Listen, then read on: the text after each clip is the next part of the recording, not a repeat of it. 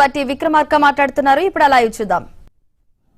జరిగినటువంటి ఈ విధానం ఈ రాష్ట్రంలో ఉన్న ప్రజలందరికీ పెద్ద ఎత్తున ఉపయోగపడుతుందని ఆశిస్తా ఉన్నాం. ముఖ్యంగా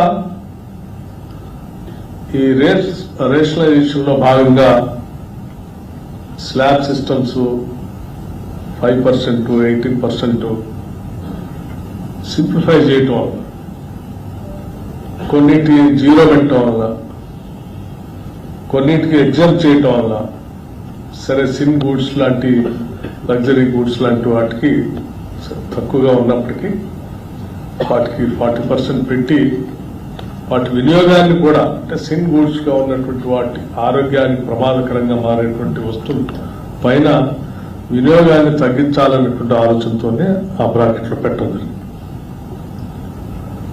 ఈ కార్యక్రమంలో భాగంగా సరే ఇన్ని విధానపరమైన నిర్ణయాలు తీసుకున్నా కానీ వాటి అమలు చేసే ప్రక్రియలో సక్రమంగా జరగకపోతే సామాన్యుడికి అందాల్సినటువంటి ఈ జీఎస్టీలో పన్నుల తగ్గింపు ద్వారా వచ్చినటువంటి వెసులుబాటు కన్జ్యూమర్ కి అంతిమంగా అందకపోతే తీసుకున్న నిర్ణయం వల్ల పెద్దగా ఉపయోగపడదు.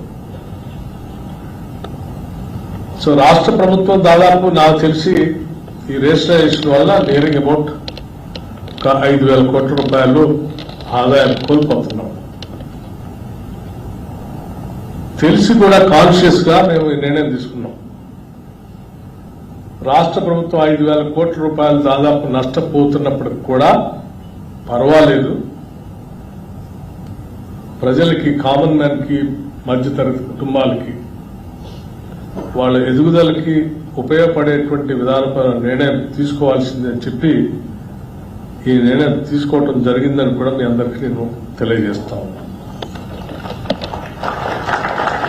సో ఇంత ఒక రాష్ట్రానికి సంబంధించి పన్నుల్లో వచ్చే 5,000 కోట్ల రూపాయలు అత్యంత ప్రధానమైనది. అయినప్పటికి కూడా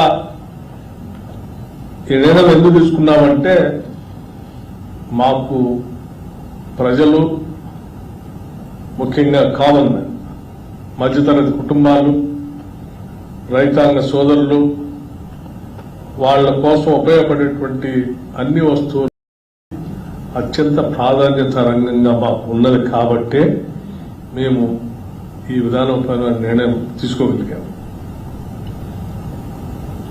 సో మీ అందరినీ ఈరోజు పిలిచి మాట్లాడాలనేటువంటి ఆలోచన కూడా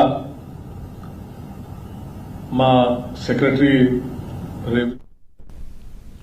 మరికొండ విద్యుత్ శాఖ